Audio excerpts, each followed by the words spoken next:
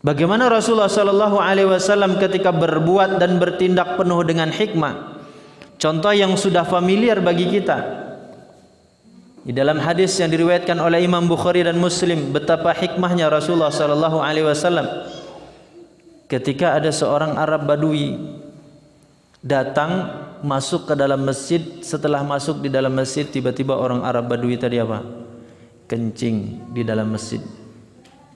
Hadirin hadirat rahmati Allah Subhanahu wa taala, kira-kira kalau peristiwa dan kejadian itu kita yang melihatnya, kita yang menyaksikannya, apa kira-kira yang akan keluar dari respon kita, ucapan kita, sikap kita, kira-kira apa? Kita pasti langsung apa? Muncul emosi, amarah kita. Masjid yang harus suci, harus bersih, tempat orang berzikir, tempat orang ibadah, tempat orang membaca Al-Quran, tempat orang menghadap kepada Allah Subhanahu wa taala harus bersih, harus suci.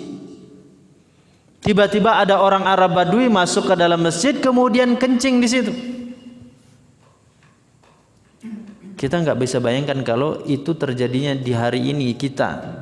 Padahal dulu di masa Rasulullah SAW dengan para sahabat, masjid ketika itu belum seperti masjid kita yang sudah dikeramik, sudah rapi bersih. Masjid ketika itu apa? Masih berlantaikan tanah. Masjid ketika itu belum serapi, ya sehigienis kalau kita bahasakan higienis kita hari ini. Kalau di masa Rasulullah SAW saja sikap ucapan para sahabat melihat kejadian itu langsung emosi, bagaimana dengan kita hari ini? Orang Arab Badui datang ke masjid, kencing di situ, maka ketika itu para sahabat spontan langsung kemudian banyak yang menghardik naharo. Naharo itu menghardik, mencela, mencaci, memarah-marahi orang Arab Badui tadi. Mungkin dalam bayangan dan pikiran kita, ketika kita memarahi, menghardik orang itu, yang muncul dalam benak pikiran kita berharap bahwa orang Arab Badui tadi akan apa? Akan dapat pelajaran bahwa jangan diulangi lagi. Supaya ingat dalam pikiran dia, jangan sampai dia mengulangi perbuatan itu. Segera dia tinggalkan, segera dia hentikan perbuatan itu. Mungkin dalam benak kita seperti itu, dan boleh jadi juga dalam benak para sahabat Rasulullah SAW juga seperti itu. Tetapi ternyata ketika Rasulullah SAW melihat, menyaksikan para sahabat Rasulullah SAW menghardik, membentak, memarahi orang Arab Badui tadi, justru Rasulullah SAW melarang. Apa kata Rasulullah SAW? Jangan kalian bentak, jangan kalian hardik, jangan kalian larang. Biarkan dia dalam keadaan seperti itu. Kenapa Rasulullah SAW kemudian melarang sahabat untuk menghardik? Kenapa Rasulullah SAW melarang sahabat untuk memarahi orang Arab Badui tadi? Tidak mungkin Rasulullah melarang kalau Rasulullah SAW tidak berpikir tentang apa endingnya nanti seperti apa, akibatnya nanti seperti apa. Rasulullah melarang demikian, tentu Rasulullah sudah punya perhitungan. Rasulullah SAW sudah punya prediksi bagaimana nanti endingnya. Maka dilaranglah oleh Rasulullah SAW. Pertama, ternyata Rasulullah SAW berpikir ke depan. Apa yang dipikirkan oleh Rasulullah SAW? Seandainya orang Arab Badui tadi dalam keadaan sedang buang air kecil, sedang kencing. Ini orang Arab Badui. Ya, orang Arab Badui itu biasa tinggal di pedalaman, tidak tahu tata krama, tidak tahu adab, tidak tahu sopan santun. Mungkin terbiasa buang air itu di sembarang tempat. Walaupun orang Arab Badui seperti itu, hari ini juga terkadang ada orang yang kelakuannya mirip-mirip seperti itu kan. Orang kota, orang milenial kalau bahasanya. Tapi terkadang ada orang yang buang air itu sembarangan saja, asal tidak dilihat mata orang. Yang penting bisa dibuang. Karena dia orang Arab Badui, tidak tahu adab dan sopan santun, kemudian dia anggap mungkin masjid itu juga baginya biasa untuk buang kotoran. Seandainya orang Arab Badui tadi di tengah-tengah dia sedang buang kotoran tadi, kemudian dihardik, dibentak, dimarahi, kemudian akhirnya justru dengan itu kemudian dia kemudian lari, dia kemudian berpindah tempat, maka akibat yang terjadi bahwa najis itu bukan hanya berpusat satu tempat. Kalau dia dibiarkan dia buang kotoran itu di tempat itu, maka dia akan habiskan kotoran itu di tempat itu, sehingga apa? Mudah bagi Rasulullah, mudah bagi para sahabat untuk membersihkan kotoran itu. Karena apa? Terlokalisir di satu tempat. Tetapi ketika dihardik, dibentak, kemudian orang tersebut lari-lari. Dan ternyata ada yang menjelaskan bahwa ya, orang Arab Badui tadi ketika dihardik, ya dia berpindah tempat, semacam lari, kaget. Ternyata pikiran Rasulullah SAW, kalau ternyata dihalangi, dihardik, orang tersebut bisa jadi justru akan membuat najisnya itu kemudian berada di beberapa tempat, dan itu akan lebih menyulitkan Rasulullah dengan para sahabat membersihkan masjid dia kenakan najis itu. Itu yang pertama. Kemudian yang kedua yang dijelaskan oleh para ulama, kenapa Rasulullah melarang para sahabat menghardik, memarah itu? Ternyata Rasulullah berpikir ke depan jauh apa akibatnya. Bisa jadi bukan hanya persoalan najis, tetapi ketika orang sedang buang air ditahan, dihentikan dalam waktu tiba-tiba, boleh jadi akan membahayakan Arab Badui tadi. Kan menahan kencing itu kan bahaya juga. Orang kalau sudah kena kanker prostat, kan air kencing itu berubah, bukan lagi air kencing, bisa jadi darah yang keluar.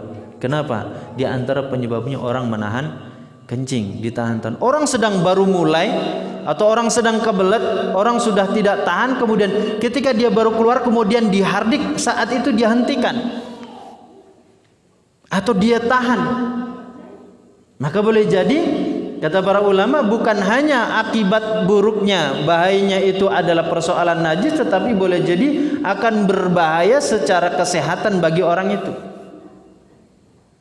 Ya, kalau kita berpikir tadi istijal tadi, kita tidak berpikir hikmah, maka kita pasti akan mengatakan apa hubungan dengan kesehatan orang itu dengan kesucian masjid? Enggak ada hubungannya, kan?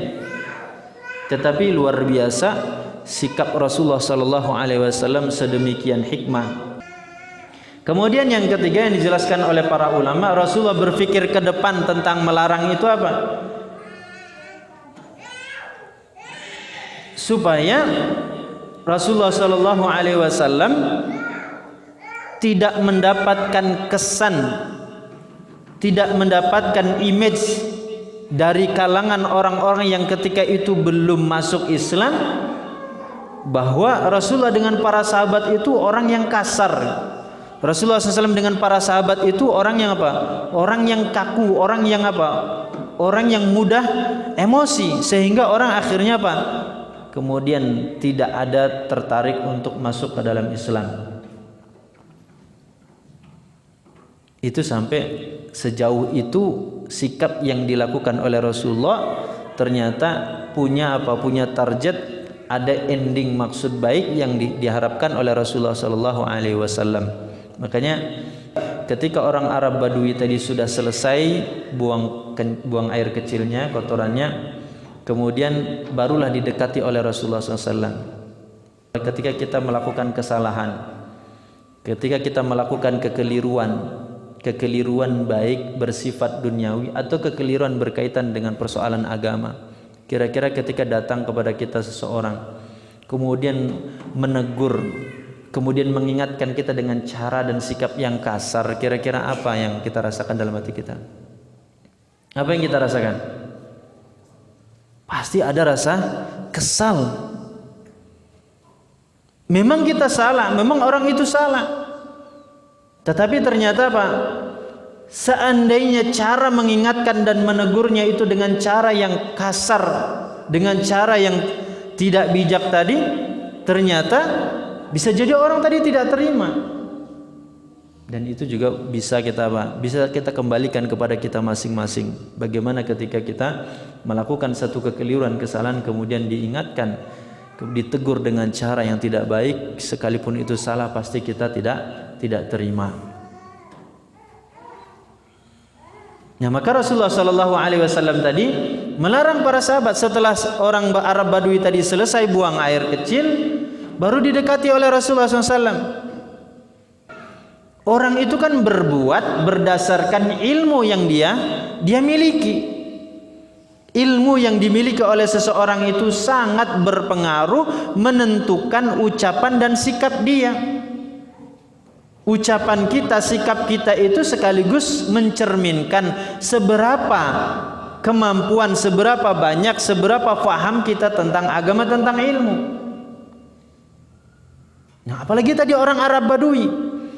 Memang dia orang Arab Badui, belum mengenal Islam, tidak tahu tentang tata krama karena memang tradisi dan kebiasaan dia sehari-hari seperti itu. Kemudian ketika melakukan satu perbuatan yang menurut di mata dia itu adalah hal yang biasa, kemudian diingatkan dengan cara kasar, pasti tidak terima. Maka Rasulullah SAW mendekati, apa kata Rasulullah SAW kepada orang Arab Badui tadi? Diajari, diberitahu orang Arab Badui. Makanya kalau orang yang tidak tahu, itu kan caranya diberitahu. Kalau orang itu sudah tahu keliru, dibimbing, diarahkan, kan gitu. Apa kata Rasulullah SAW? Inna hadzal makan, inna hadzal masjid. Sesungguhnya kata Rasulullah SAW, masjid ini, wahai si fulan, wahai orang Arab Badui, la yasluhu li syai'im. Kata Rasulullah SAW, tidak boleh untuk sesuatu minal qadari, untuk sesuatu yang najis, sesuatu yang kotor. Tetapi masjid ini, kata Rasulullah SAW, tempat ini adalah untuk mengingat Allah, untuk sholat, untuk berzikir. Orang Arab tadi apa? Orang Arab Badui tadi apa? Diberitahu, dijelaskan oleh Rasulullah SAW, tempat ini bernama masjid. Masjid itu tempat berzikir, tempat mengingat Allah, tempat sholat. Tidak boleh digunakan untuk sesuatu yang najis, tidak boleh dikotori, kata Rasulullah SAW. Coba sikap Rasulullah SAW yang demikian itu ternyata ada pengaruhnya kepada orang Arab Badui tadi. Sampai orang Arab Badui tadi apa? Keluar kata-kata yang menunjukkan bagaimana dia menerima dua perlakuan tadi. Kan perlakuan pertama, perlakuan dari sahabat yang menghardik, memarahi dia. Perlakuan kedua, perlakuan dari Rasulullah SAW. Apa kata orang Arab Badui tadi? Allahumma arhamni wa Muhammadan wa la tarham ma'ana ahadan. Apa kalau diterjemahkan itu? Ya Allah, kasihani aku atau rahmati aku ya Allah, dan rahmatilah Muhammad, Nabi Muhammad. Tetapi jangan engkau rahmati, jangan engkau kasihani selain kami berdua. Berarti apa? Dia tidak terima dengan perlakuan para sahabat. Kalau dia terima dengan perlakuan sahabat yang menghardik, memarahi dia, pasti doa yang dia mohonkan itu apa? Allahumma rahamni wa Muhammadan wa man ma'ahu. Ya Allah, rahmati atau kasihanilah aku dan kasihani Muhammad dan kasihani orang yang bersama Nabi Muhammad. Tetapi ternyata dia mengkhususkan doanya, mohonnya kepada Allah hanya untuk dia dan Nabi Muhammad SAW. Jangan engkau kasihani selain kami berdua. Artinya dia marah, kan tidak terima gitu. Nah, ini contoh bagaimana Rasulullah SAW itu tidak dhikil ufuk, tidak cetek cara pandangnya. Bagaimana Rasulullah SAW itu ketika bersikap dan berbuat, berfikir jauh ke depan, endingnya bagaimana, akhir kesudahannya seperti apa. Itulah gambaran betapa sikap hikmahnya Rasulullah SAW.